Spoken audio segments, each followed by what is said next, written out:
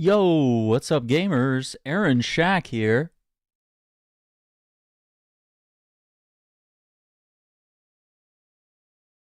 And we are live. We are live, and we're gonna react to some trailers here. Oh, come on, where? What's up with the camera, man? All right, we are live, and we have got. I don't know, dude. We are going to react to some video game trailers here on the channel, do some breakdowns, do some analysis, really have some fun here. I think it's going to be a good time. We have multiple trailers, gameplay, all sorts of stuff.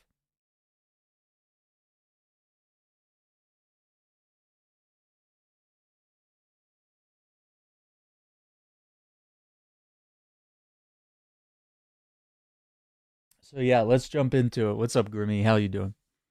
So yeah, this first game, this is just like the shortest trailer that I could find online for this game. And I'm gonna let the guy in the video explain. So let me make sure we have this set up here. Hang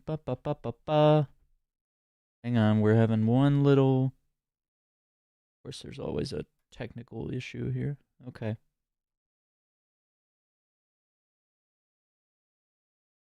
think that'll work. Maybe. Actually, hang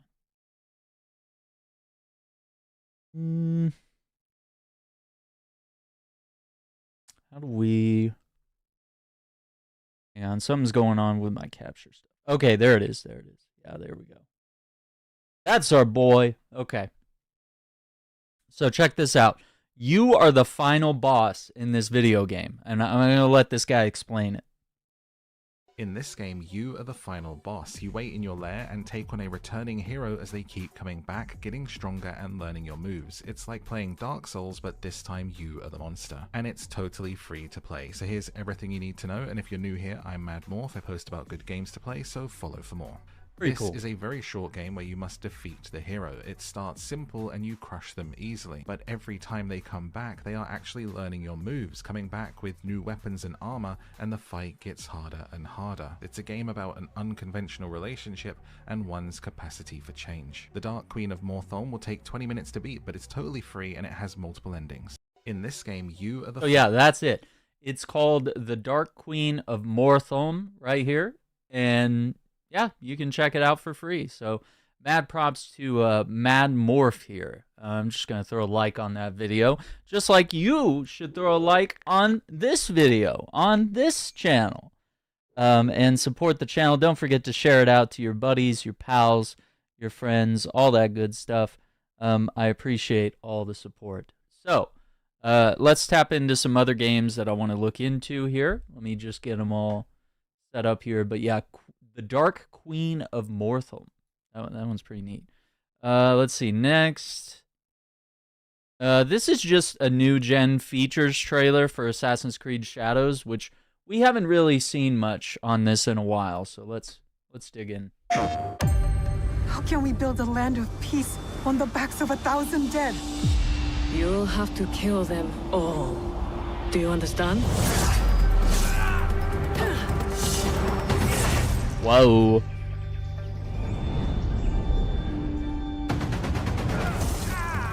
Okay.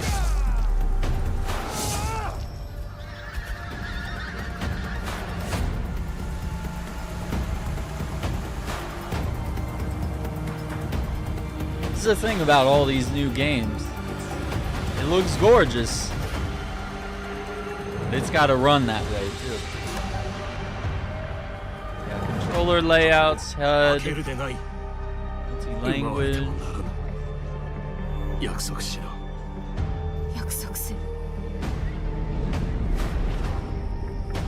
gen of the Anvil engine, Ubisoft's engine that they use. Dynamic seasons. Unique gameplay possible. Oh my god, using icicles as a distraction. Yep, environmental destruction. Dynamic wind and environmental particles. Visualize geometry. Fight for what is right. For the freedom. The to grapple seek hook. justice. Together, we will be unstoppable.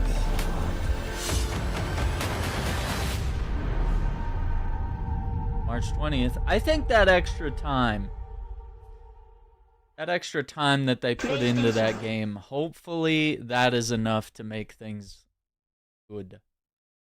Because it's, you know, Assassin's Creed has been kind of on a slump lately, right? Like it's, you know, they're not making super great games. And they're not really iterating like they used to. That was the big thing about going from Assassin's Creed 1 to Assassin's Creed 2 to Brotherhood to, you know, just name a game in the series, Assassin's Creed 3. Each one was a huge leap in technology, in gameplay, in the world, in the storyline, and they just kept iterating. But then after a while, they were just like, yeah, this is good enough, and they kind of just stopped there. So, let's see. This next trailer, this is a story trailer for Assassin's Creed Shadows. So while we're on that, we'll check this out real quick. We'll go on a little Assassin's Creed Shadows It's hard to remember. tangent. Blood. Breathe deeply. Tell me about your nightmare.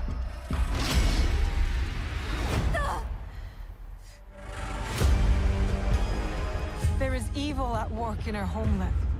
Greedy lords who bring war. He comes. Oda Nobunaga. Iga is under attack. This blade, it cannot be taken. What? Now is the time.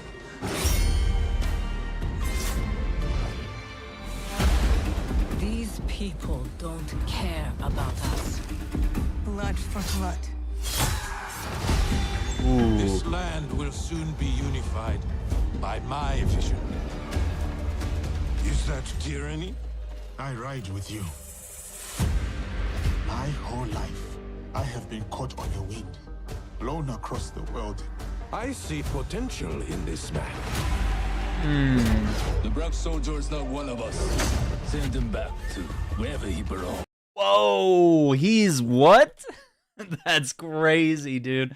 Okay, this story might actually slap, man, if it's gonna deal with stuff like that. The Brock soldier is not one of us. Send him back to wherever he belongs. Oh, bitch slap your ass. Back to He may Africa. become a legend, From Rush Hour. or he may die. Oh my god, dude. Oh no. Tyranny? No. Tools belong in the old world. This is the way forward. Oh shit. That's crazy. You slaughtered innocents! The blade, it is sharp. You are part of something bigger than this war. Oh shit, dude. Their stories are gonna, it's gonna, I mean, we knew about this. The devs were telling us, like, hey, these stories are gonna lock together. They're gonna interlace. It's not like, you know, if you're playing as the female that you're the canon character like they did with Odyssey and Valhalla. Like, this is going to be a game where, you know, both characters are the main story. There's just one canon playthrough. That's dope. Our fates are connected. Yes! We have all seen darkness. Some have been that darkness. The only way they could screw this up is to fumble the modern day Because you story. believe in my cause, we have come together, despite it Wait, all. what's going on here? Because you believe in my Oh, this must be like your little buddies. Your little assassins you can call in, maybe. cause, we have come together, despite it all. To bring change, to bring light.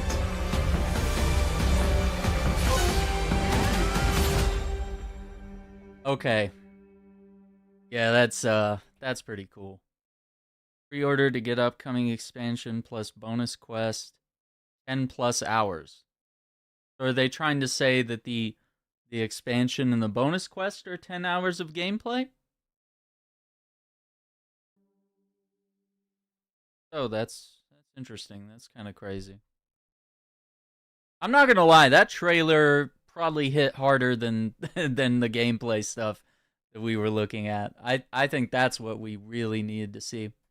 Another thing I want to look at, I want to just like pull up Blue Sky here for a moment because I can't access my Twitter account for some reason.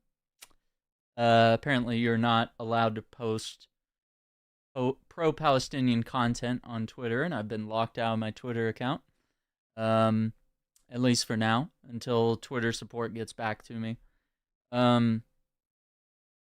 Yeah, so apparently there's different textures you can use to modify the hideout. Yeah, of course you can pet the animals. We saw this last time where there's like little paintings. Like you can do like little drawings of animals if you can like sneak up on them. And then you get to like hang those paintings in your hideout. See that? So yeah, that's a cool feature. The objective board.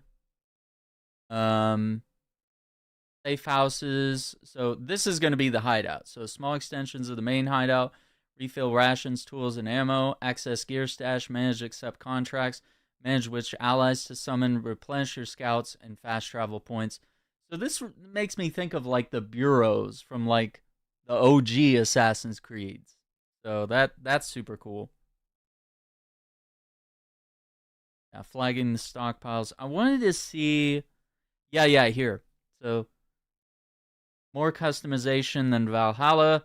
Custom fences, trees, pets, ponds, etc. Build structures closely or far apart to suit your traversal style. Add more. Yeah, this is pretty neat. So just some images here. Oh, that's so interesting. So display stand for armor and outfits. Shelves.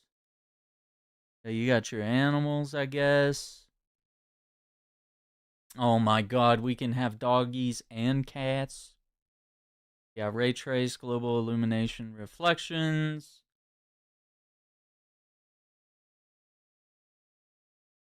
Yeah, this is just like a 6-second video, but this is kind of what they're talking about, like being able to. So, what? We can even make a little breezeway between the buildings?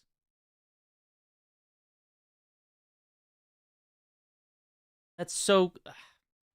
I mean, that might be Assassin's Creed 2, like being allowed to like create your own hideout, not just have your own hideout and upgrade it over time, but like actually being able to like upgrade and create and customize the way it looks so that, you know, nobody has the exact same hideout here.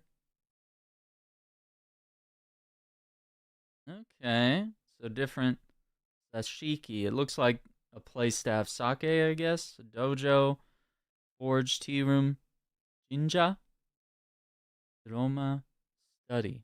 That's so dope, dude. Yeah, so I guess the study, it looks like that has something to do with the painting mechanic that's in the game. Yeah, so I wonder if there's like various buffs maybe for like having tea or resting or praying or anything like that, cuz this looks. And let's see if we get.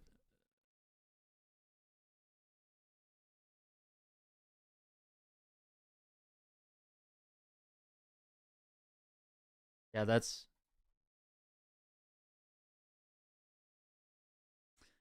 Yeah, about the Shinto.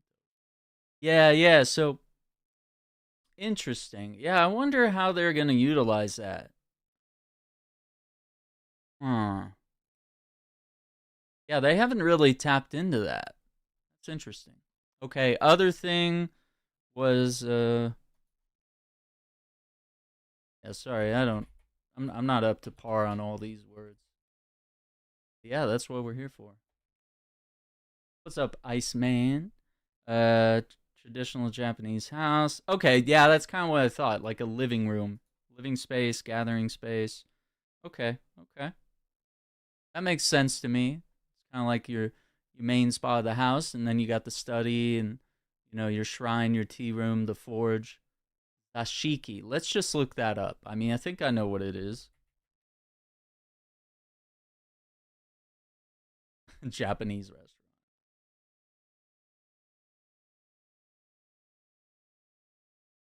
Sitting room or parlor. Yeah, okay. Yeah. So they're probably gonna use that as a place to like gather and have drinks with your buddies. That's pretty cool. So this is Assassin's Creed Shadows here. And it's showing how we can build our own hideout and customize it here. So yeah, I mean, if this game, I agree. If this game doesn't do well, Ubisoft might have to sell off their brand. Even if the game does do well, they would have to make a pretty ridiculous amount of money here. Okay, and it looks like we also have a place to like display our armor, which is also looking like it's going to be like very customizable and stuff like that. Yeah, this is Shadows. Yeah, it's Assassin's Creed Shadows. So yeah, you'll be able to customize your own hideout, changing seasons, different buildings. You're gonna have pets and wildlife. Yeah, there's dogs and cats. But also seen in this image, like it looks like you can put deer and I don't know, rabbits and all sorts of other wildlife there, ponds. Like you'll be able to like fully deck out your hideout.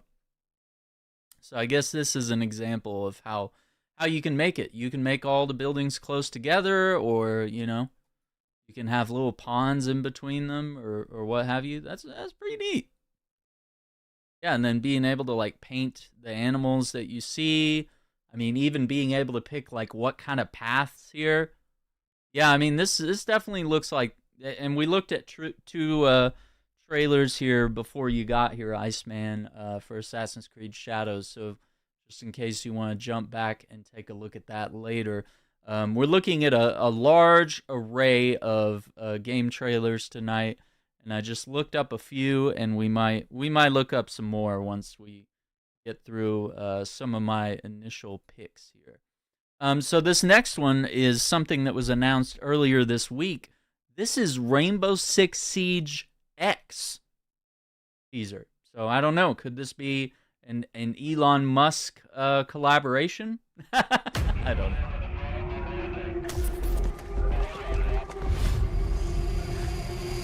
There you got your little drone.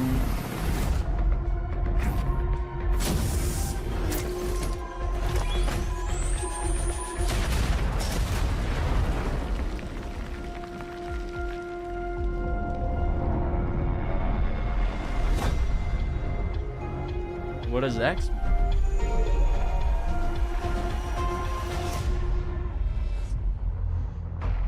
A new era of Siege is coming. But yeah, Rainbow Six Siege X Showcase, March 13th. I don't know.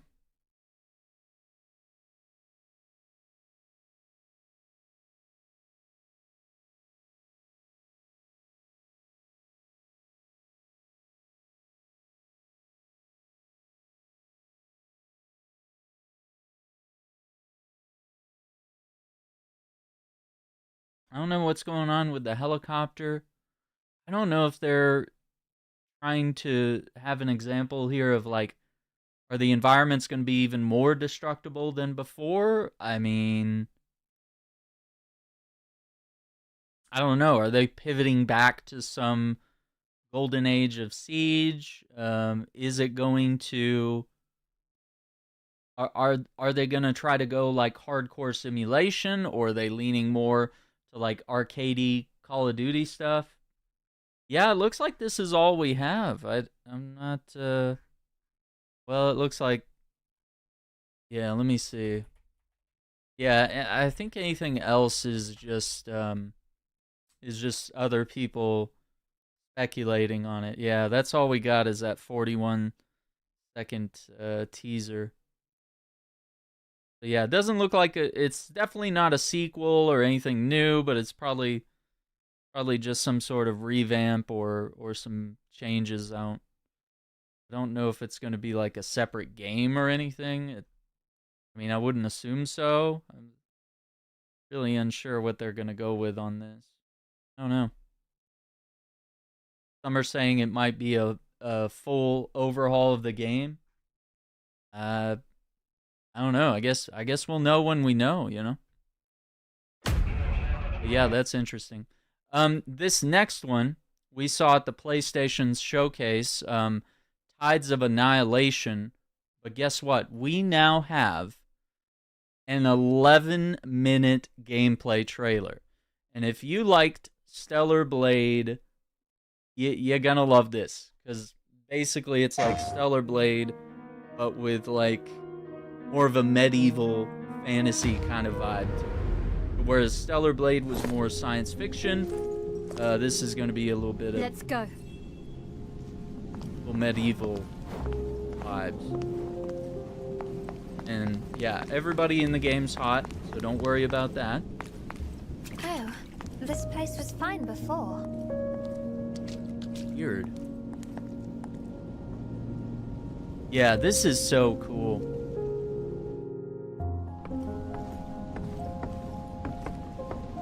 I don't even know what Is to this think. a car? It's too small. It's a baby carriage. Ah, a baby. I'm so sorry for everything that's happened to you.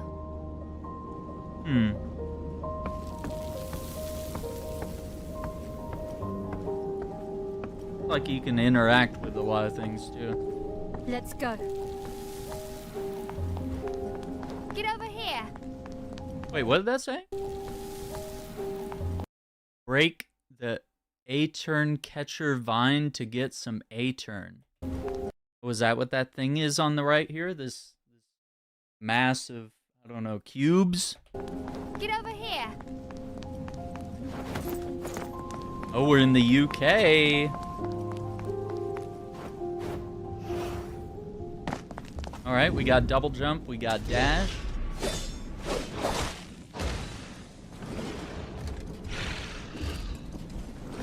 Yeah, so it's got some like modern vibes mixed in with like kind of medieval fantasy stuff.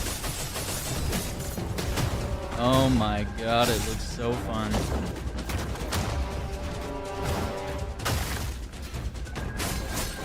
Yeah, this is it. This is so cool. It looks like we can summon different like avatars to help us combo things. And then we get a takedown, you know, akin to like Batman or something. Yeah, and it looks like she can disappear and stuff. And it really looks more like the style of these like action games we're seeing a lot recently, where they look like Souls-like games, but they're really just kind of like Stellar Blade. They're just really cool action games that might have some of the features that a Souls game has, but really it's more about, you know, cool action moments, that kind of gameplay. Oh my god, she picked up his axe. That's so cool. What a time to be alive. Yeah, look at that. There's more of that stuff. We got a chest. Scarlet sap. Oh, we got a portal.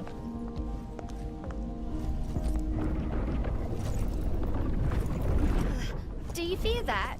Going into the Just a Mirrorverse like Doctor Strange. Scarlet Waters, run! What? That's blood.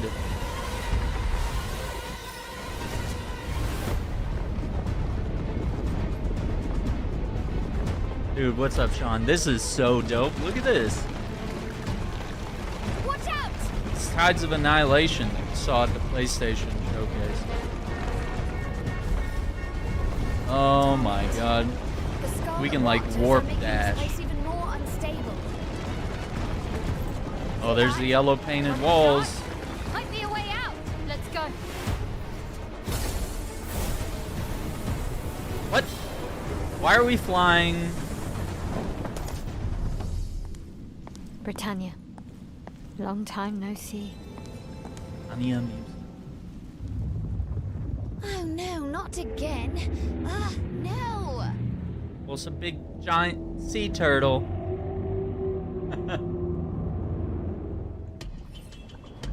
The Scholar's Library. When splendor falls, find the night hidden within the library. I dig this Path is game. This flooded. looks dope. Now, what's her name? That's Hang on. flooded. Ninian, the path is Fog crystal activated, so you can rest and go to Dominion, which is probably your, your hideout. Attack the Veilbreaker crystal to temporarily reveal hidden objects. Look, a path. Like little platforms. Not enough yet. Let's find more. Your little bird. Up here. Just knock down the pillar. Don't forget, knights don't fear the scarlet waters. Nice. Now we can get across. So she summoned the knight who can walk on the scarlet water, which probably hurts us. It's so weird. R2 to summon support knight. Hang on. The knight is unaffected by the red tide. That's crazy. And then that reveals the hidden platforms. I sense danger. Seems like that's where we're headed. Once we go in, there's no turning back. We need to be prepared.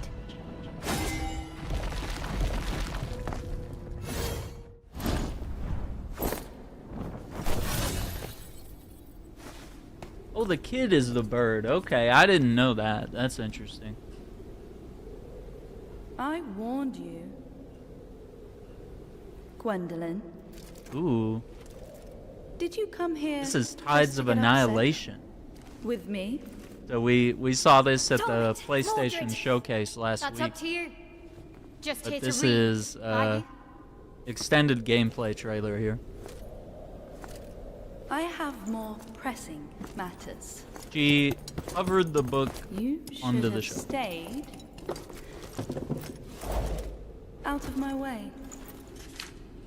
Like I said before, I've no interest in your throne. Oh, So, you're after the night for something else? That's right. You mind your business, and I'll mind mine. Don't trust her. She's a psycho. okay, Nini. Silence, Oh shoot. idiot. Oh, so the bird turns into a sword too? A cheap trick. Dude, Eastern devs are cooking Western. Like every game coming out of China, Japan, Korea, Europe, some of these You're weaker companies, than man, before. they're coming up with way better games than what American studios are doing. Swinging your Or sword like Canadian. that, does that count as fighting? What's this? Can't win on your own, so you call for battle. Yeah, see, it really looks a lot like Stellar Blade.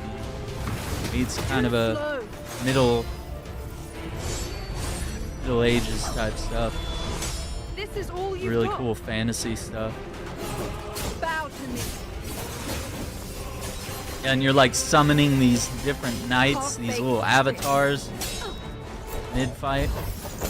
Oh my god, gamers. Half-baked. You know, it's not me that knows this. I mean, it's probably, probably other people that have really tapped into this here, but I mean, I think, seeing those swords clash, there's really a lot of I saw it and I couldn't unsee it, dude. It's just like Stellar Blade right here, where okay, it's not gonna let me frame by frame it. It's YouTube. The chest just like fluttered left and right, so it's gonna be one of those games. They know they're fans, I guess.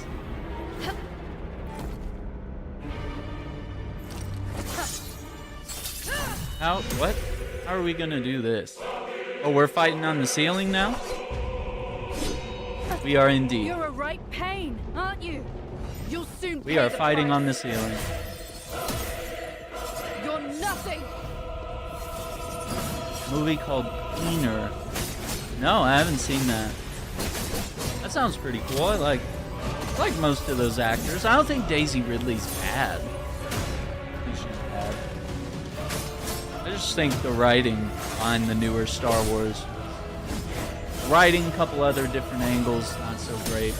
It's not really her fault. I think she just acted with what she was given. You know? But yeah, I wouldn't mind actually seeing more other movies with her in it. I don't think I've ever seen her in anything else. What a beautiful sight. What? What did she do? Well, she got us with gold swords. A perfect picture of failure. Ouch.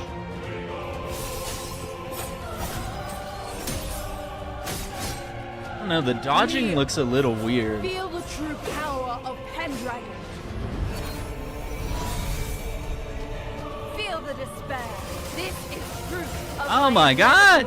How are we supposed to dodge all that?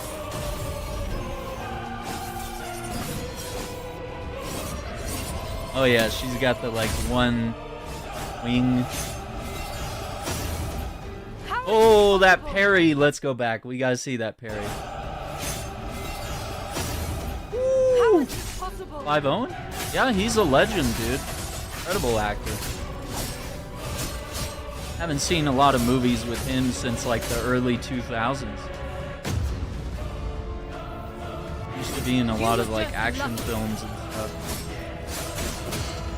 Shoot 'em Up, I think, was one of them, maybe. 06? I can't say I've really seen him act very much in a long time. You'll regret that.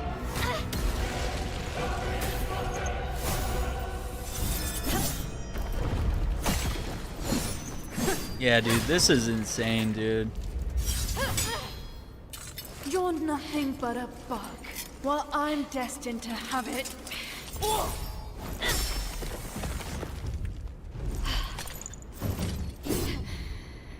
Yeah, we're being cooked by a mere bug. devs that are out But east. who the hell do you think you are?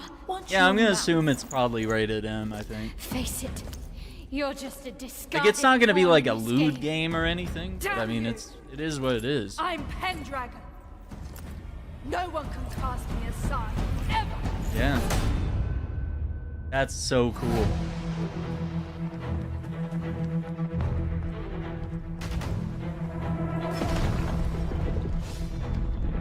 Yeah, dude, it's like medieval fantasy mixed in with like the weirdness you get from movies like Doctor Strange and Inception.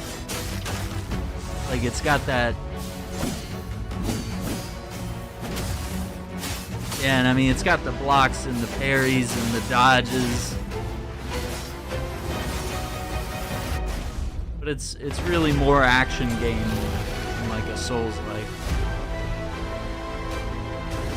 Damn. Are we gonna be riding the dragon? Dude. Tides of Annihilation. There you go.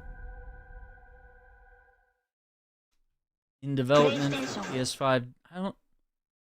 As to your question about the rating, I thought it was.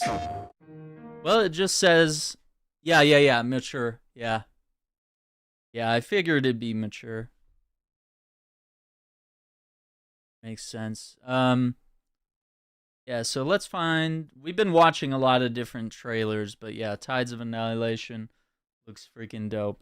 This next one is Delta Force. This is going to be for let me just get it ready here. Delta Force, this is for the campaign, which is going to come out on February 21st. So we're only a few days away.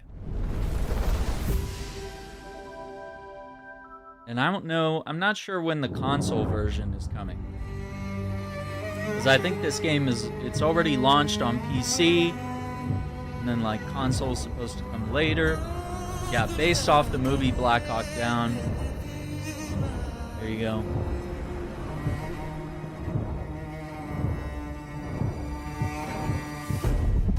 Like this. 1 minute. Entry control territory. Yes, Roger. yes. Visibility of the target area is poor. You're on your own to find the landing site. Received. We need to get closer to the target zone! All right. C2, I keep the bird down. Prepare for landing. 2 feet. Yeah, I played a little Marvel Rivals before my carpal tunnel surgery. It was dope. We're actually going to take a look at some new stuff for Marvel Rivals later, because they announced some new characters. I wanted to watch some of that on the stream here. But I can't play. Yeah, this is so cool. Alright, so they got leans, of course. Well, because I've played the Hazard Ops of this game. Played some of the multiplayer, but yeah, this is the campaign, which is insane. Oh. Sergeant! I need extra security on these trucks! Go, go, go! Dude, this looks insane.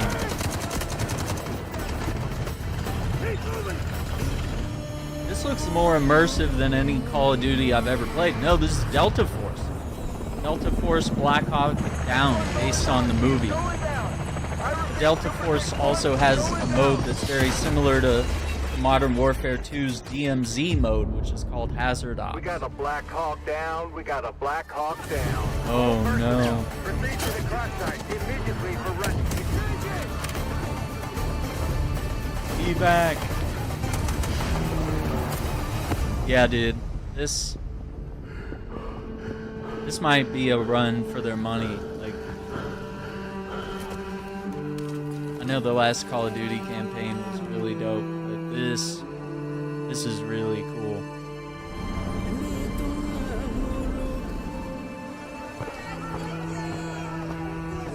Oh, the realism, man. Yeah, co-op campaign. Play for free on February 21st. Let's go! So yeah, Delta Force is getting their single player, or well, actually it's a co-op campaign on February 21st. And you can already play Delta Force on PC, but just the multiplayer. So the single player or co-op or what have you, it's coming very soon. All right. Next, got a little gameplay trailer for The Outer Worlds 2. Which it doesn't look like this has been rated yet, but and it's probably M. I don't know. I don't remember what the first Outer Worlds was From rated. the studio that brought you Star Wars Knights of the Old Republic, Yeah, Part 2. Neverwinter Nights, Part 2. And Fallout 3, Part 2. New Vegas. New Vegas. Comes a completely original Part 2. And like all good sequels, we've included everything that should have been in the first game. Oh my god. More action. More weapons. And more graphics. Get ready for an adventure that took 3 times longer to make, but will almost certainly be 2 times bigger.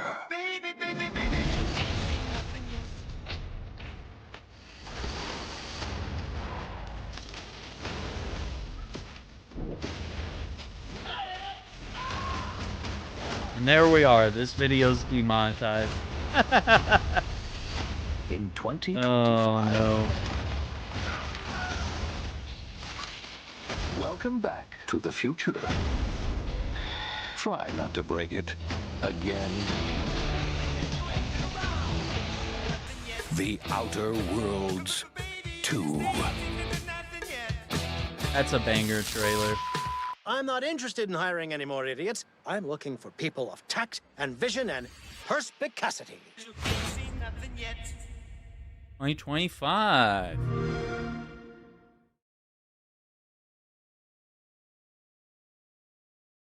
Yeah, so the Outer Worlds 2. This next gameplay trailer is Mouse PI. And Mouse PI here is a first-person shooter where you play as a mouse detective, and it plays like a 1930s cartoon. Think Cuphead or something. But almost like Doom in a way. I don't know. What we got, wall running?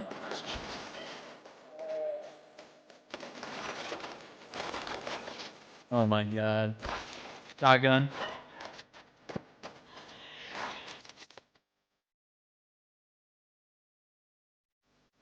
That's such a cool vibe. Yeah, this one's been on the radar for a while. I'm just excited to see more on it.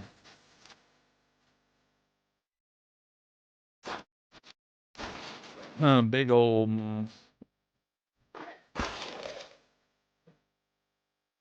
Is it Tommy gun? Ooh. The animations, they're so perfect.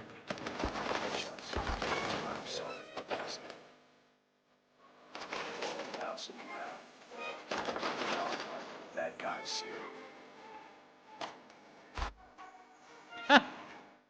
you. Okay, hang on. We gotta go back. Because look what it does. It flattened them like a cartoon.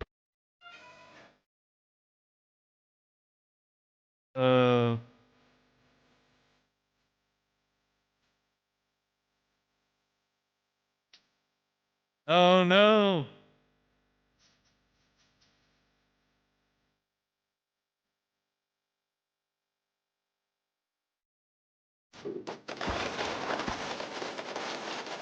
Dude, the heads popping off is crazy.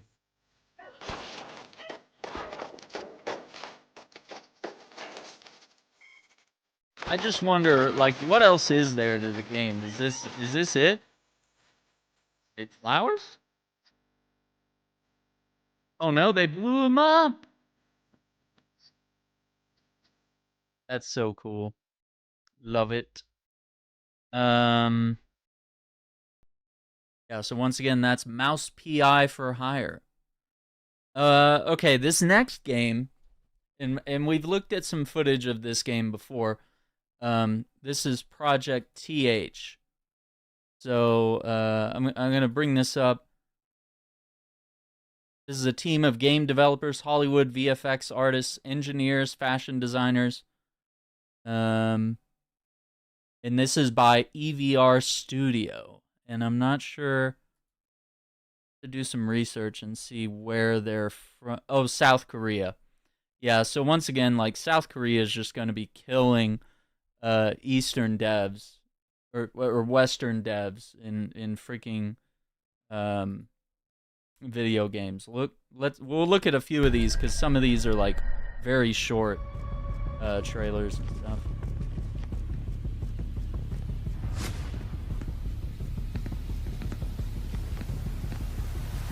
Stealth, third-person shooters.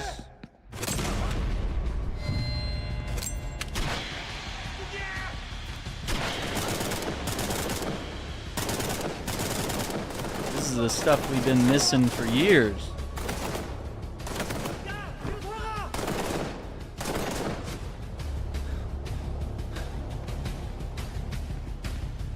Now it doesn't look as good as, say, like, you know, the OG Splinter Cells, but, you know, maybe more in line with, like, Conviction or Blacklist.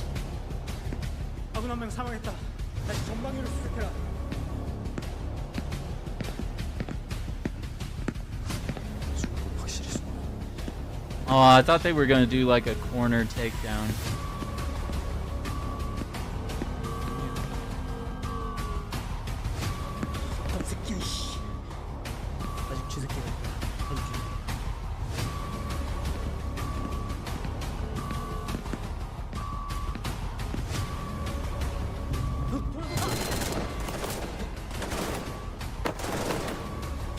Alright, we got a slide mechanic.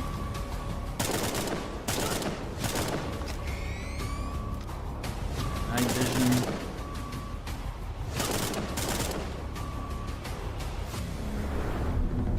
vision. Maybe that wasn't the world's greatest trailer here. Hang on, let me open up a few trailers here.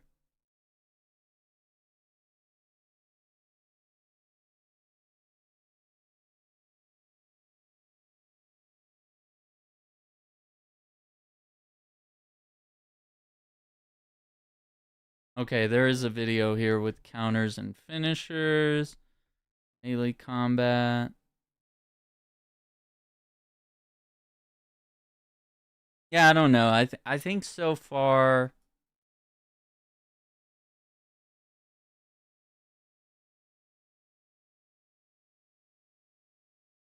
destructible lights, EMP grenades. Okay, we're not gonna watch all these because it looks like they just have a lot of.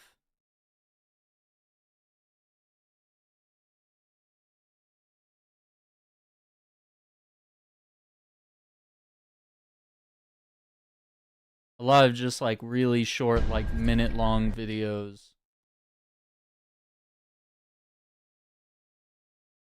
Where like nothing really happens. Okay, so let's try this one. But yeah, this is Project TH. Okay, so you got like some sort of assassination mechanic. And it looks like maybe our soldier is customizable because we're seeing he's got different outfits or facial coverings and goggles, helmets.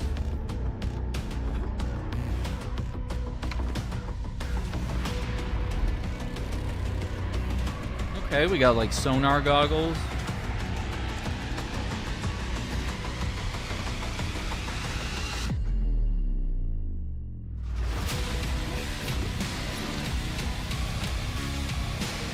Okay, we got some form of melee combat. Shotgun. Oh, behind the cover. Health takedowns. Yeah, explosive objects.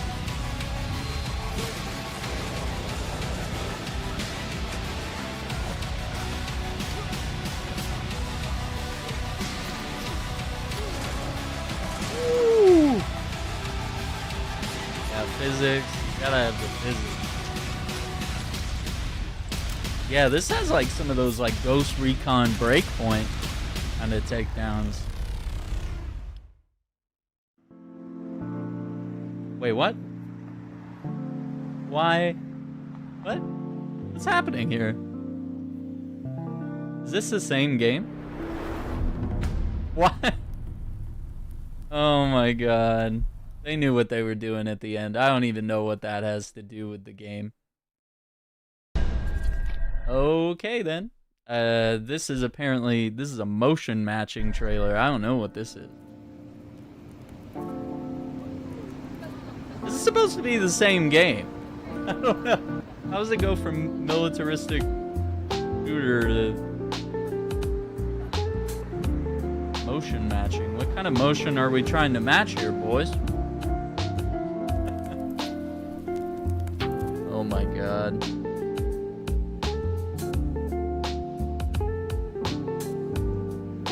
Yeah, probably just kind of showing off some of the technology they have here. Comes to like physics and lighting and stuff.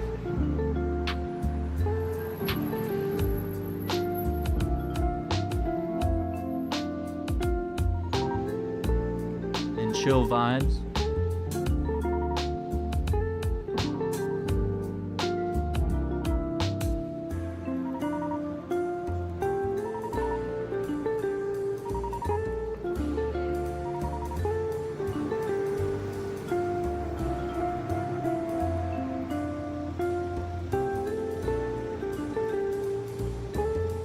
I don't know what to tell you. I got nothing. No notes. Is this... Oh my god, we're not even like halfway. Hang on. Okay, I think it's... Okay, it's literally just walking around. Okay, well. Alright, glad we got the, you know, super tight, short skirt physics on lock, I guess. I don't know. Let's see. Guerrilla Tactics Crowd Control. See what's going on here.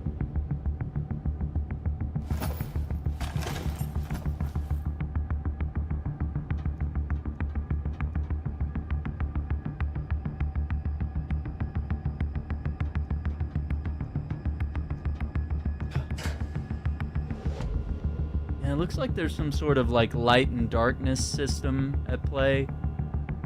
And like some guards are using flashlights. I don't know if some guards have night vision goggles. It looks like they do, but I feel like we would have been seen right there if they did. Okay, so we do have corner assassinations. All right.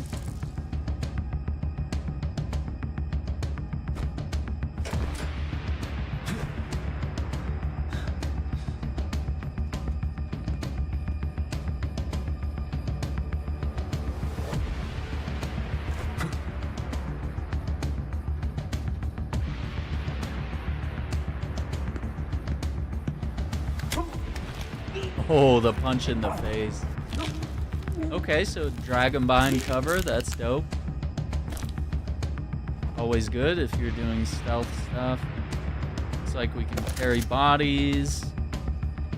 Pick up enemy weapons. Oh, he snuck up behind us. That's crazy. Okay, we got hand-to-hand combat. That's dope. Environmental takedown there.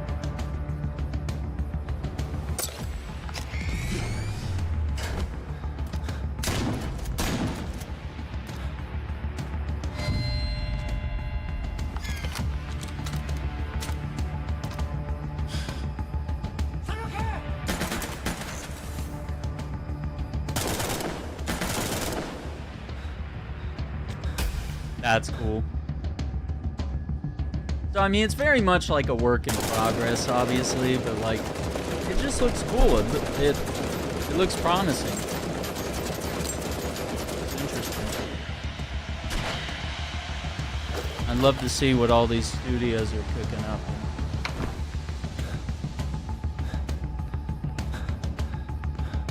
It's definitely nothing that Western studios are concerned with doing. You know, Ubisoft could just as easily make a game like this. It's this good, it's fun, and has, you know, co-op and a really good story.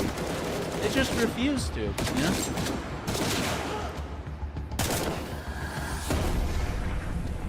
And look what kind of games you can make if you had access to, like, Naughty Dog's engine that they use to make The Last of Us. Like, you could make some really dope games with some of the technology they have there. I don't know. This just looks like a bunch of, like... Let me just see if... No. Yeah, I think we've pretty much seen all we're gonna see on this game. Yeah, because it's just clips of the same... Yeah, it's the same trailer. Like, same little clips. Okay. So you were asking about Marvel Rivals earlier, and there are 2 new characters, and let's pull it up. Let's take a look.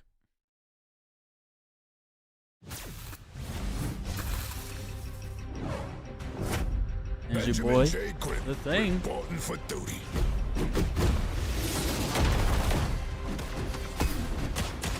Too easy. Got some combos. Got like a sprinting attack. Got like an AoE. Kind of a lunge attack like Wolverine in a way. Oh, he can throw Wolverine as well. Interesting.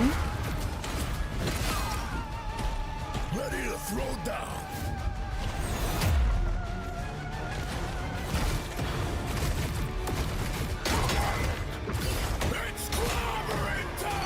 on a forward ground pound. Does like some forward AoE damage. Yeah, so February 21st. And then our next trailer is actually going to be on the Human Torch here.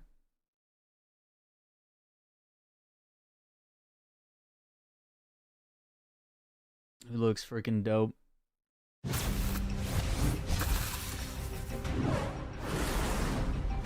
Human Torch in the house, yo! Okay, fire projectiles, flight, Boom goes the meteor! dive bomb. No applause?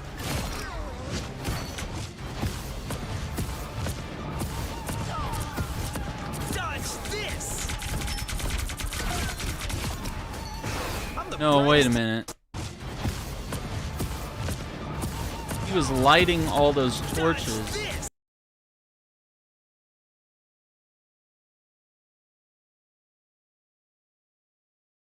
I'm confused. Why?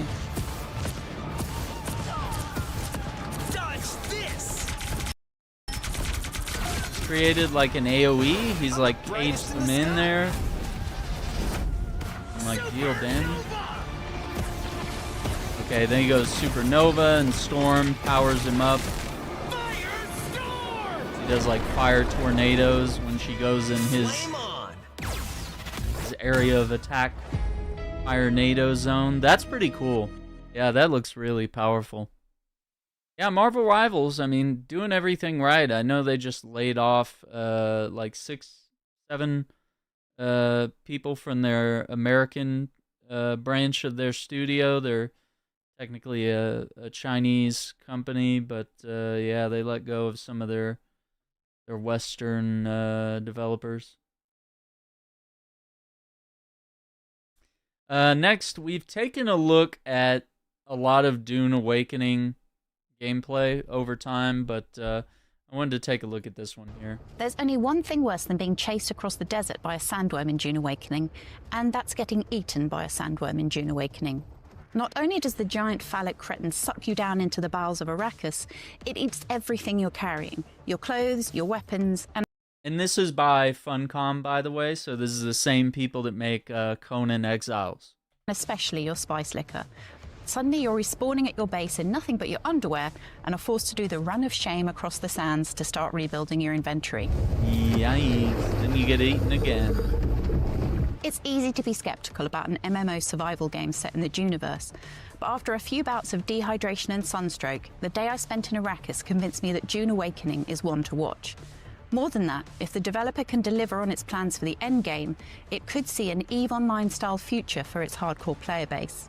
This massive project is the work of Funcom, the studio of the Conan Exiles Dong Slider fame, and sets you on a path from broke-ass Arrakis hobo to an influential figure harvesting spice on an industrial scale and pushing their personal agenda at the Landsrad. It's got everything you expect from an MMO. Intricate skill trees, PvP mechanics, base building and character customization, but with ornithopters and mind-altering substances thrown in. Final preview.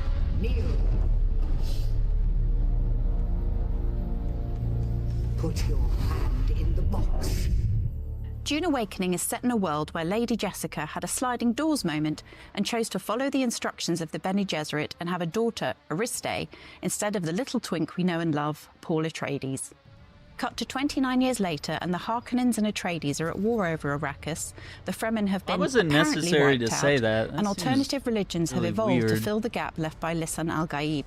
The alternate timeline isn't meant as a nipple twist to fans, but Funcom needed the narrative space to make the player character consequential. Obviously, we did somewhat controversial, but I think very correct choice of creating the alternate history, which allowed us to detach a bit from what was going on in the movies and kind of focus on developing the game, he told us. It's Yeah, that also makes been very sense. helpful in that it allows us to bring a lot of the big-name characters that people really want to interact with back into the story. So in the books, a lot of the big-name characters die off quite early. With our story, we get to keep them around, which is really cool. There are obviously things that we want to include more of in the future that were very popular in the movies. We won't have sandworm riding at launch, for instance, but sometime in the future we'll look at that. If it still doesn't sit right, Dune purists should know that Funcom got the blessing of the Herbert estate for the project, working with it and the makers of the current movies to keep everything true to the lore. It influences everything from the skills you can learn to the crafting progression, and it's a key part of trying to ensure that Awakening stands out in an ever-growing pack. That's Survival really games cool. are all over Steam right now, and I've tried most of them. Drop me naked in a jungle and I'll happily bash rocks and branches together for hours. Abandon me penniless in a fantasy landscape and I'll be crafting swords before breakfast. Dune Awakening stands out the minute you exit character creation for one very stressful reason. Arrakis isn't exactly a tropical island or a verdant forested ecosystem. In the opening area, Haga Basin, there's no water, scarce wildlife, and a distinct lack of coconuts. Oh, and the sun is like really, really hot, and you're susceptible to sunstroke. There are scavengers who want to kill you everywhere. And did I mention the sandworms? Yeah, you have to manage like heat and shadows during For the first few hours, my entire life hinged on dewdrops, granite, and plant fibers, and the advice of an NPC with a pet bat who babied me through covering the basics of weapons, armor, and hydration until I could make it on my own. You're not totally pathetic during this time, thanks to a selection of abilities that you can unlock as you gain experience. I leaned into my manipulative wifey side and chose the Bene Gesserit skills, which gave me the power to compel enemies towards me and hang in front of me for a few moments before going back to trying to kill me.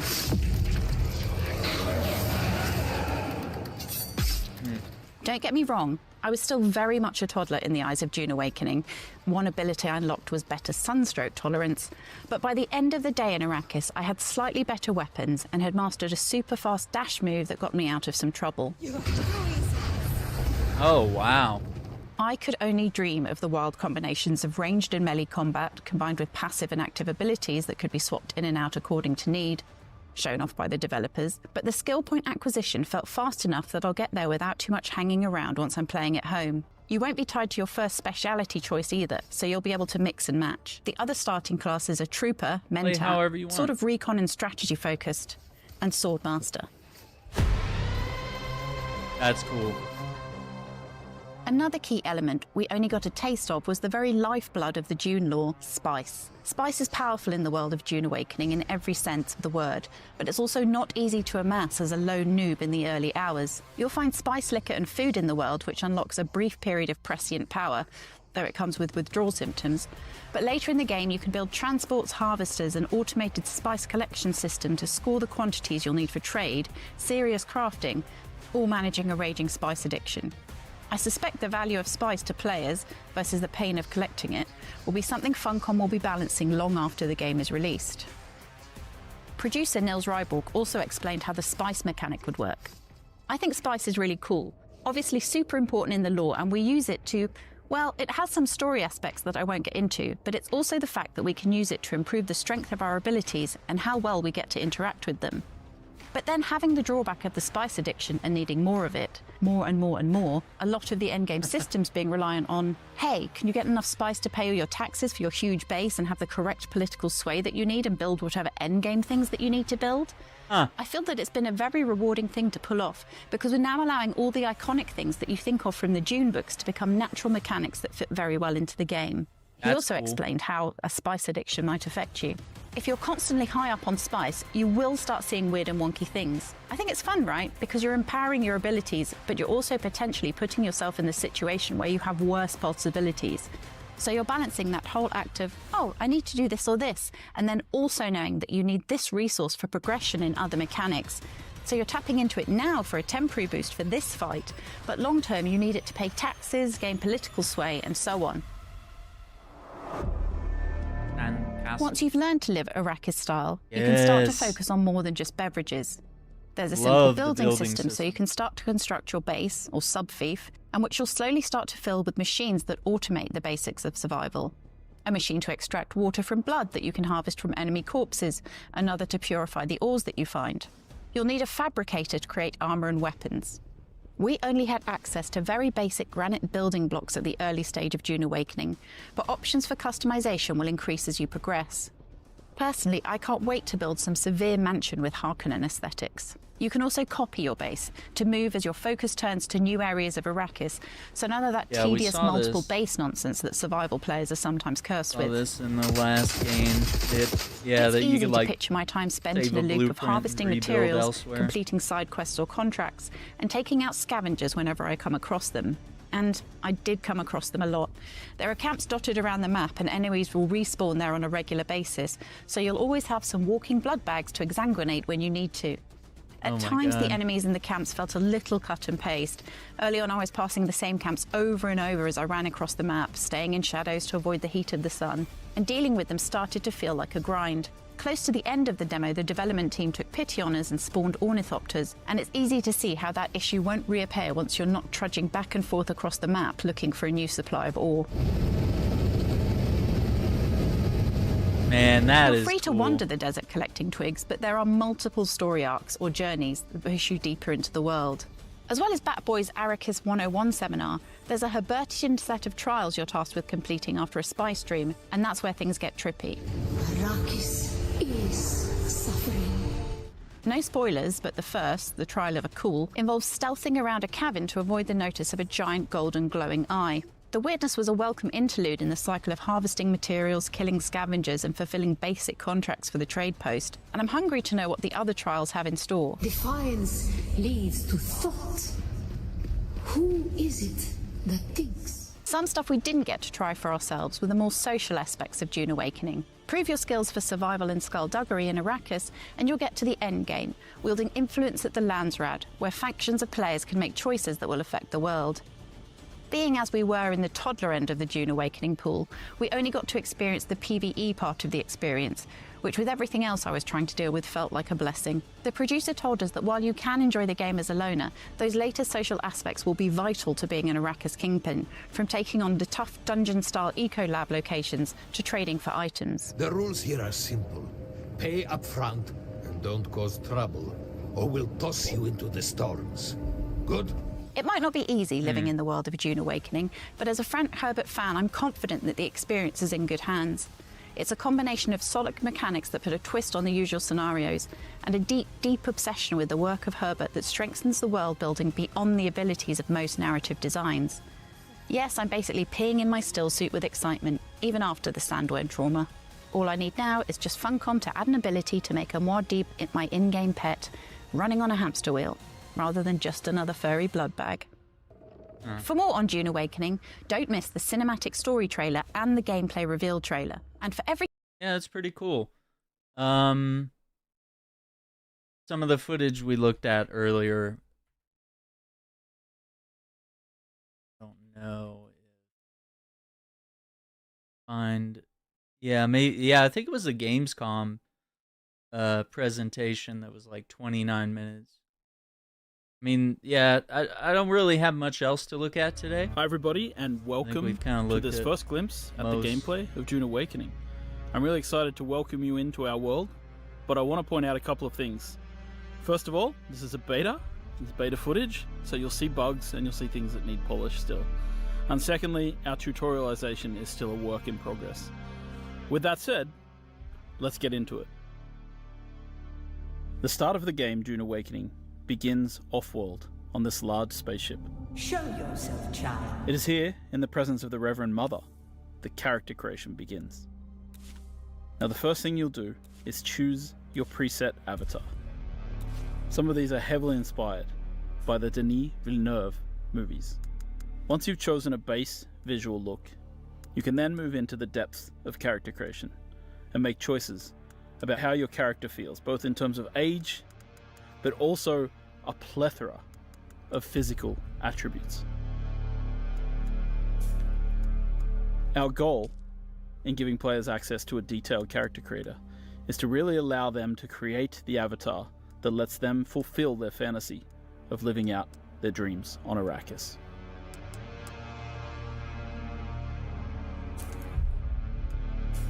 There are a multitude of hairstyles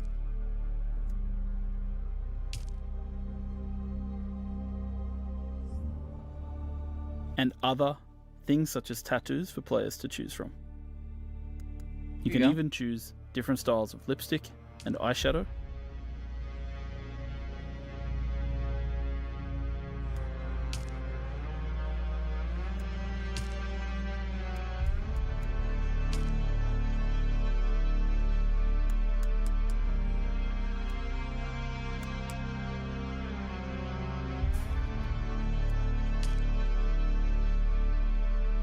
You can choose the muscle tone of your character, from height, arm thickness, leg thickness, neck length.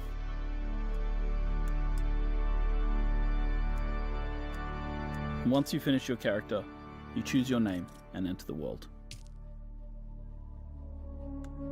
Okay, and once you've Declan. customized the avatar that you want to play in the game, Have they told you well, then we what move I into am? the second phase of character creation. Then I will sift your words for lies.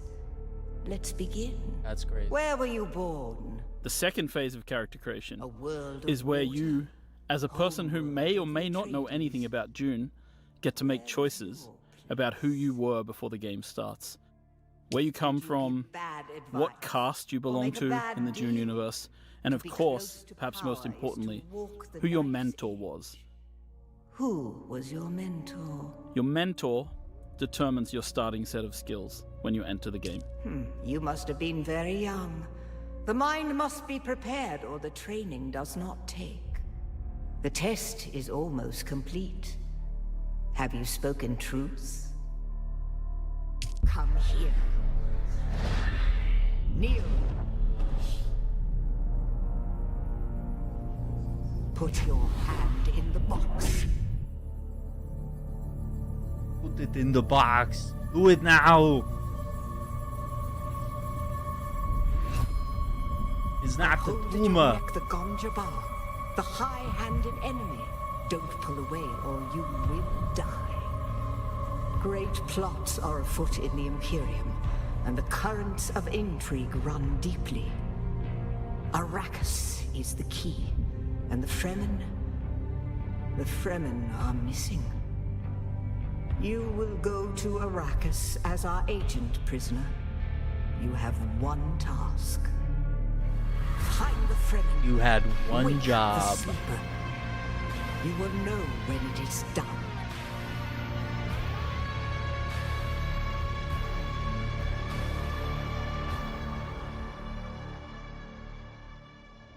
Now we're going to jump ahead a little bit in the story here, skipping past several events just to sort of get into the early new player experience of the game. And you'll see that the player, after various shenanigans, wakes up here in a cave. And as we sort of look around the cave, we'll notice that it's filled with Fremen and the remnants of, this ancient culture.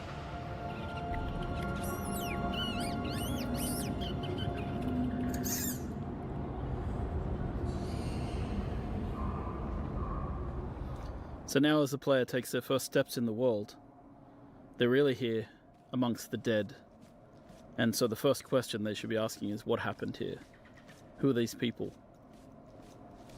And, this is just a place where we give players a little bit of time to adjust their settings, get a feel for the movement keys, and then move forward into the cave. And they'll stumble upon their first major interaction point, which is the Frem Kit. The Frem Kit in our game serves as both a backpack for the player, of course, but also really a guide. The Fremen used to pack these with interesting objects that they could use to survive in the desert, and it's no different from the player. So here they begin their first crafting experience, crafting a small scrap knife out of metal that was in the Frem Kit. These caves have been moisture sealed in order to preserve the moisture of those within the cave, and so the player, as they explore, will be able to use their scrap metal knife to pierce the seals and escape.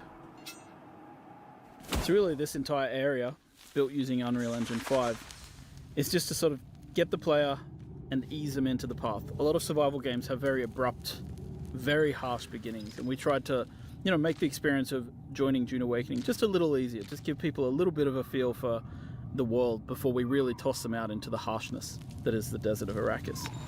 So here we've crafted a heal kit, and we're going to use that to heal our character. And once we're healed, you'll see that our stamina bar in the bottom left appears. And now that we have stamina, we can climb. Yeah, just like Conan The climbing Exiles. system in Dune Awakening is based in part on the one that we built for Conan Exiles. It's a free-form climbing system. It can be used to climb almost anywhere. And as you'll see later, the new technology available in Dune Awakening, such as suspensor belts, allows us to do even more interesting things with traversal.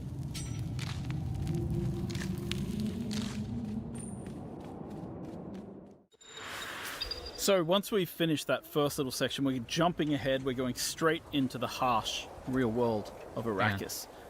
Just wanted to see if I can close some tabs here. I think I had like too many little things open here.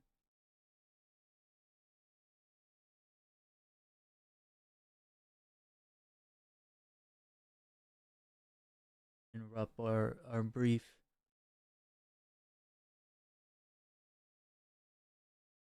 And one more trailer maybe after this.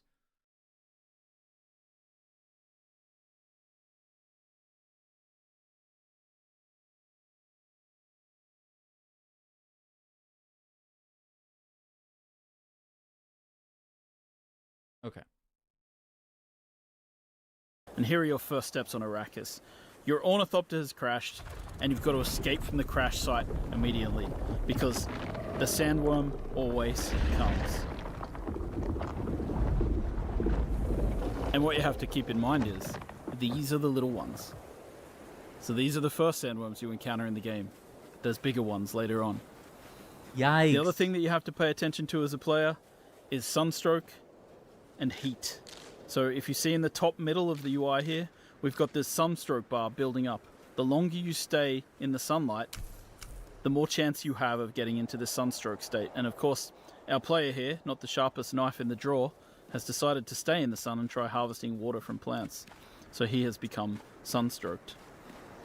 Sunstroke gives you a debuff. It means that your water goes down much faster than it normally would. That means you'll need to drink more often. Have a good night. So stick to the shadows, avoid the sun. Stick it will to the eventually shadow. wear off if you stay in shade long enough. So now that we've made our way out of the first part of the desert and we're heading deeper in, we're going to start to harvest in the game world. So harvesting in a lot of these survival games is quite similar. In this case, we're picking up items, but we're about to pull out what's known as the cut array. And what we do with the cut array is we analyze structures to find their weak points, and then we cut along those lines to break open the structures and gain the resources inside. That's pretty This cool. is like mining. We apply it both to rocks, we apply it to metals in the game world. And at the start of the game as a player, you'll just be scrounging around, picking up, finding structural weak points in rocks that you can harvest, breaking them apart, and taking those pieces with you. That's so cool. Now we've jumped ahead a little bit, and we see that the player is starting to be affected by the spice in the air. And this means that players need to get somewhere safe, in shelter, before the spice overwhelms them and overwhelms their senses. And this is another large part of the game. We're not going to show too much of it today. Ice withdrawal. But spice is a very important part. With the world broken apart by the War of Assassins, there are NPC bases scattered all over Arrakis. We're switching to a different character now, one who's slightly more advanced, and he's using his binoculars to mark an NPC outpost. I'm going to mark that. That marker will then appear on our compass, and you're able to approach them in any way you like. In this case, our character uses a Shiga-wire claw combined with a suspensor belt to get up to high ground and approach the enemy base from above. Kind of one of the interesting things about Dune Awakening is just how you can combine the different abilities. And this is how traversal really plays into the game. Like, you end up being able to attack these bases from any angle that you'd like. Now, our player is going to craft the first gun in the game, known as a Mauler pistol, which translates to, the basic kind of weapon in the game. As you may know, in Dune, bullets are not the preferred type of ammunition. Instead, it's darts, which are fired at a slower rate in order to try and attempt to pierce shields. Now, this early in the game, enemies don't really have shields, so the player is going to sneak into the base from above and use a combination of their early abilities. In this case, dropping out a grenade, then sneaking around the corner, and beginning to get into NPCs head on. Now, troopers are the basic shock troops of the universe, and their ability trees reflect that. Grenades, Shiga claws for moving around, and of course, they're able to take down people with headshots. You can see how suspensor belts really allow you to change your approach to combat.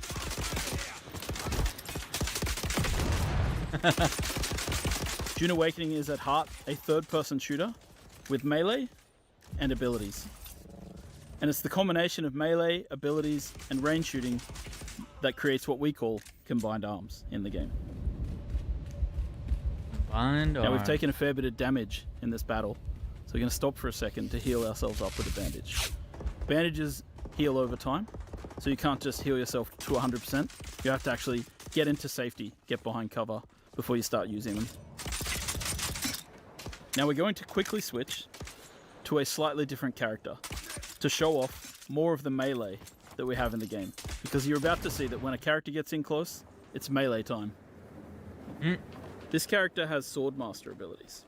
First of all, the knee charge, which is about getting in close to do damage in combat, and then quickly setting up to a riposte, which allows you to parry and return massive amounts of damage to your enemy. Of course, later in the game, when enemies have shields, melee is a much more emphasized style of combat. And you see that when a player is not really equipped to handle ranged characters, they have to fall back on their abilities to get in close. Now, we've switched again. Now we're going to switch to a set of Mentat abilities. One of these abilities is known as Battlefield Calculation.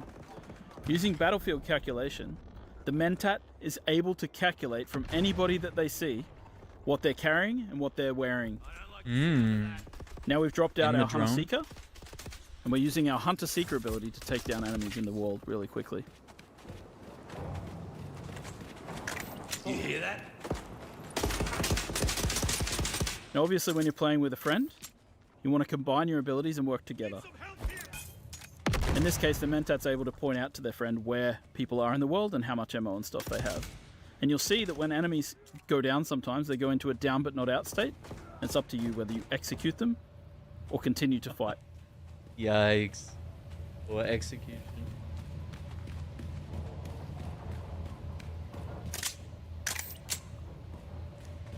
After a quick reload, it's back into the battle, with our friend coming from above and throwing out one more grenade.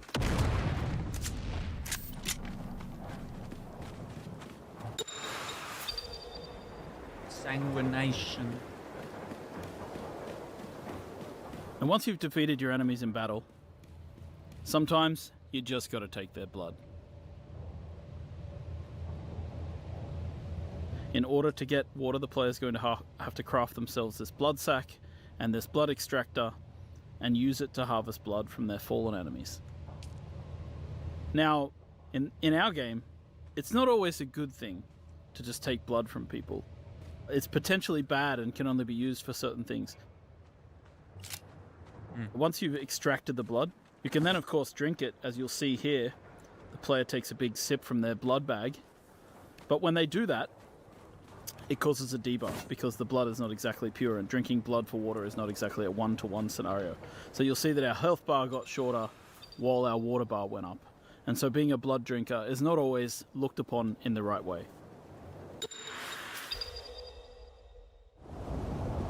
Of course, once you've played the game for a little while, you'll start wanting to build your own base. And the first part of that is placing down what we call a sub-fief console. A sub-fief console allows you to claim a small part of Arrakis as your own, but it does in turn mean that you'll start to owe taxes to the Emperor. So here we are with our building system, and you can see that we have two types of building here. We have the holograms, which show in the beginning. I call them Solido projections internally. And we have the way that you fill in, which is by holding down the mouse button in this case. So the cool thing about this is it allows us to have this cooperative building system. So you'll see that one player places out the Solido projections and the other player fills them in with the materials from their inventory. This is just a way that lets people play together and build together in an interesting and exciting way. We've seen through our experience with Conan Exiles that some people just love to build in these games. So we've created a system called the Blueprint building system that allows players to save a copy of their base as one of these giant holographics. Then they can take them out into the world and place them out wherever they like and then rebuild. And we have another system in the game which allows you to take these, big architectural designs of your buildings and sell them to other players on the exchange. And once again, this is a way to quickly move your base around the world. If you've got a design you like, you don't have to, throw it out immediately. And it allows you to create these interesting masterpieces. I think Conan it also, Exiles as you can see here, the best crafting. Allows you to, if you're not artistically minded and you don't like building big bases, you can buy them from other players.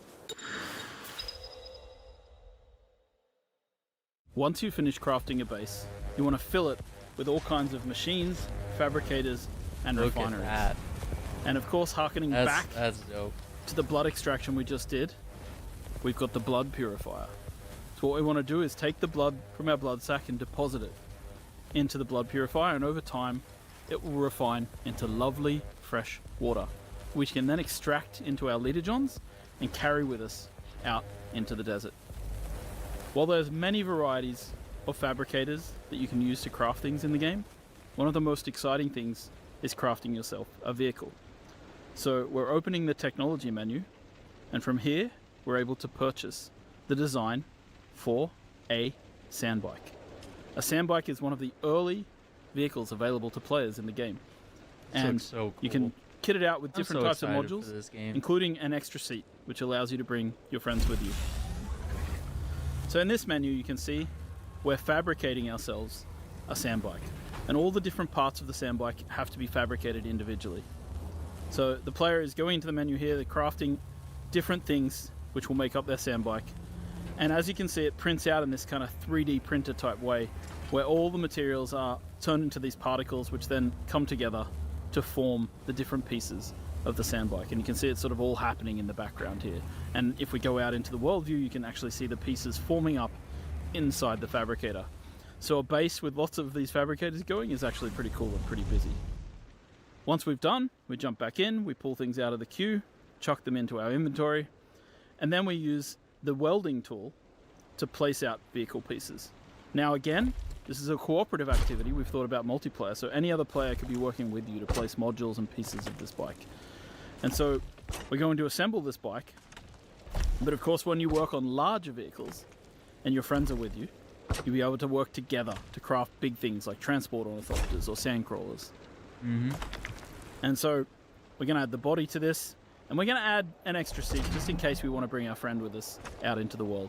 Once the bike's been assembled and fueled up, you jump on and you can head out to explore the greater areas of Arrakis. That's so cool.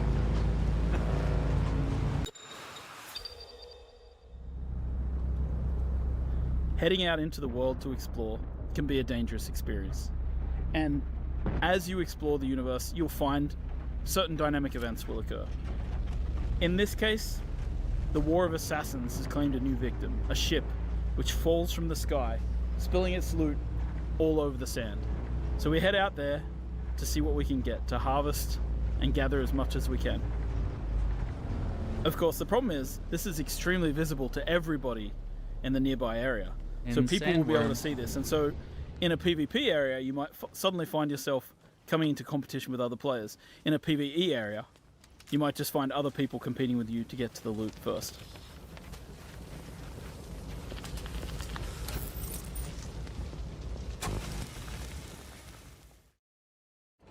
And of course, at night time, there are different kinds of threats. Because while the heat of the day is dangerous, at night, the Sardaukar patrol this area of the desert with huge spotlights, searching for players. Now this player is over here, harvesting dew with a dew reaper, sucking the water off the surface of these plants, and they've been captured and seen by the Sardaukar. And the Sardaukar send down troops who come floating down out of the sky to attack and destroy the players.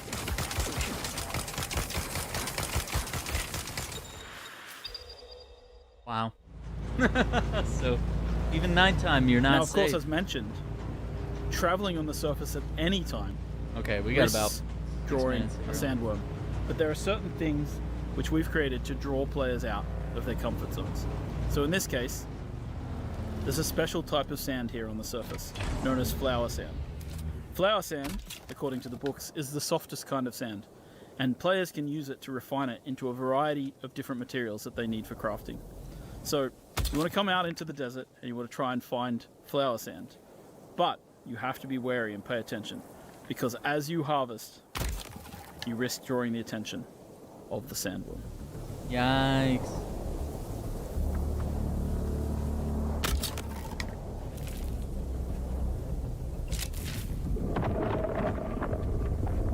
We've awoken the beast. The sandworm is coming. We spent too much time out here. Oh no. And it's coming to get us. Go. They can see in the middle of the screen the indicator showing us that the sandworm is angry and it's coming after us. And our only option now is to get back to rocky ground, or the sandworm's going to take us. I don't know how those guys survived that, but somehow they managed to get to the safety of the rock island. Yikes. Once you've crafted your first ornithopter, you'll be able to take to the air and your entire perspective of the world shifts. From here, it'll make traversing the world a lot safer because you can avoid the sandworms. It'll also help you to go out into the larger world of Arrakis. Here we are in the overland map, and we're going to make our way south until we find the place known as Harko Village. Harko Village is the current seat of the Harkonnen, after their city, Carthag, was destroyed in a nuclear explosion during the War of Assassins. There's more details like that in the lore of the game for players to discover and explore. So we're going to land at Harko, and we're going to explore the social space. Once you arrive in Harko Village, you'll be able to meet up with other players, interact with them, trade, and create guilds.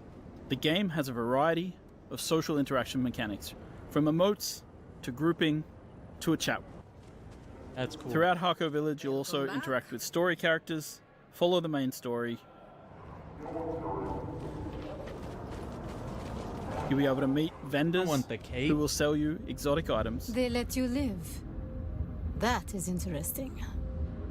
You'll be able to get a feel for how the factions are viewed in the world, and of course, you'll be able to swear allegiance to one of the major factions, the Harkonnen or the Atreides. Swear your guild's allegiance and begin to take part in the politics of the Imperium.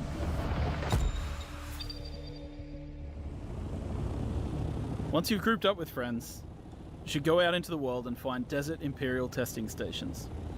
These this are is Dune dungeon-like Awakening by the makers of Conan which Exiles. you and your friends can work through together. So here we are landing our various survival outside of one of the game. desert testing stations, and we're going to head in as a group. Now it's really important to prepare different skills and abilities. These areas tend to be more of a challenge, and it's great to work together to complement each other. So this is the skill tree. Here you can equip different types of abilities and techniques. We have 3 slots for abilities and 3 slots for techniques. And there are multiple different trees depending on the type of trainers that you've interacted with in the world. So our character here is going to equip a series of abilities that complements the rest of their group. In this case, Swordmaster techniques. Alright, so we're heading in, and of course you can use dispenser belts to traverse, as you'd expect. And we're going to explore this Imperial testing lab. You've entered Desert Botanical Testing Station number 163. I'm Dr. Wen Olmeca, Senior Plant Geneticist here at the station. Testing stations have storylines, as well as enemies to fight and loot to be found. So you really want to go in here and enjoy the experience. Playing through with friends, working together, using different weapons and trying out different techniques. Now this player has placed out a portable cover. It's a different ability to what we've seen before. Can you see that the enemies here have shields? You'll burn them shields off. It's easy to get through a shield because you can burn the air around them. Now level up. And of course our characters are a little higher level than they were in the start of this video. So you're able to see that, yeah, we can take people down a little more easily. Isn't that cool? Like a little dungeon or And of raid. course, when you get to the end of these areas, you find these really cool loot chests. And in these loot chests, you find specialized components that are used for crafting exotic weapons and items. The end game of Dune Awakening takes place in the deep desert. Giant spice blows will happen, drawing players from all around to try and harvest the spice as quickly as possible. You want to get there first, and you want to try and take as much spice as you can before an enemy guild shows up to try and take it away from you. Now, of course, if you're clever and you start to lose the battle, you might place out a thumper, and that limits the time in which people are able to take spice, because then the big worm is going to show up. And lure the big worm. If I don't win, nobody wins. That's crazy. I hope you've enjoyed this brief glimpse at the gameplay of Dune Awakening, and we're really excited to have you join us when the game releases. Console release date, PBA. Maybe later this year. That one looks pretty cool.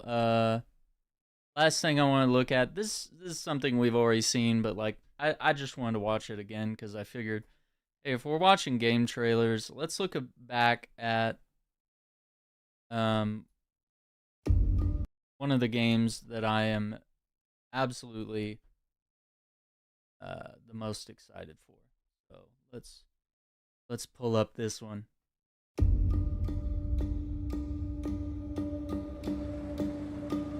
They're combing the streets, searching house to house. If they arrest you two, they will take you to their headquarters, and you will not return. I'm more concerned with the 6-foot cat man who's got claws that can cut through vibranium alloy.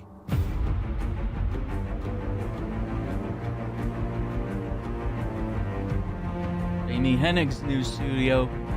Amy Hennig in charge On my of count, that makes 2 super soldiers. Uncharted games. 3, counting you. And that's 2 too many.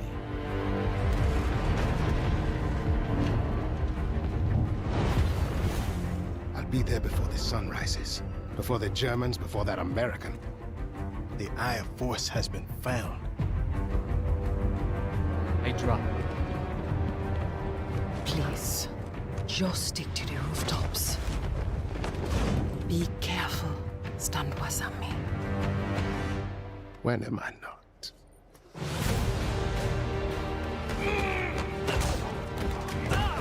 It's better if I tackle this one alone. You may encounter some obstacles. That won't be a problem.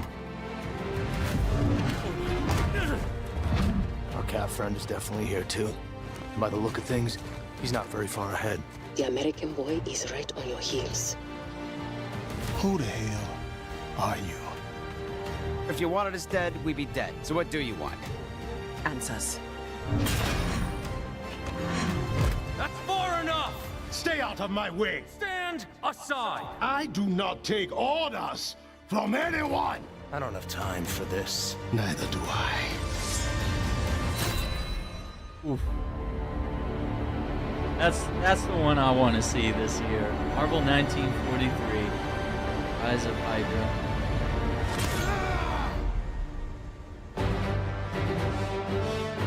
Yes.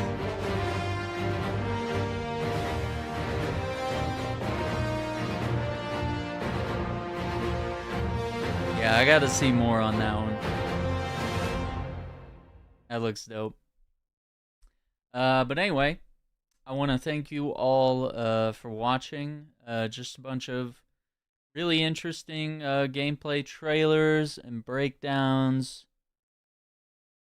A lot of things to be excited about this year. I think the one that I was most surprised by was probably the Assassin's Creed Shadows footage that we looked at very early on in the stream. I honestly just kind of thought it was more of the same, and that maybe they weren't gonna innovate all that much, and it looks like I might actually be wrong on that one. So we'll have to see how that game launches, but I mean, so far it's looking pretty good, looking pretty interesting. So I don't know. We'll keep our eyes on that one, because I mean that's really where the future. Okay, yeah, that's where the future of Ubisoft hinges on, is kind of on the success or failure of that game, and I'm not even sure if that game succeeds, if it even still leads to any sort of chance for Ubisoft to continue to be a studio. They've had far too many flops, and games that just haven't really sold very well. So I don't know. We'll see how things go. So once again, I want to thank you all for watching. Don't forget to hit that like button, subscribe to the channel, ring the notification bell so you don't miss out on future videos. And I appreciate you all watching. Take care. Be safe. I was trying to pull up the subscribe button. There it is. And have a good night. And we'll see you guys on the next one. As far as like upcoming streams, I think we're gonna wrap up Armored Core 6, Fires of Rubicon. We're gonna wrap up our third playthrough and get the true ending on Friday, and then from there we'll probably jump into another game that I'll be watching and reacting to. Saturday will either be like Helldivers or Space Marine 2, and we'll go from there. But yeah, we might have some other fun stuff in store for you this week. So just stay tuned and make sure you're following the channel on TikTok as well. I'm trying to do some streams over there, some just chatting stuff, either during the day or at night sometimes. And so we'll see if we can knock out another one of those tomorrow, and we'll just chill and chat about video games and comic books. So if you want to be there for that, you can find me on TikTok as well. Links are all in the description down below. Until then, take care, be safe, have a good night. See you on the next one. Bye.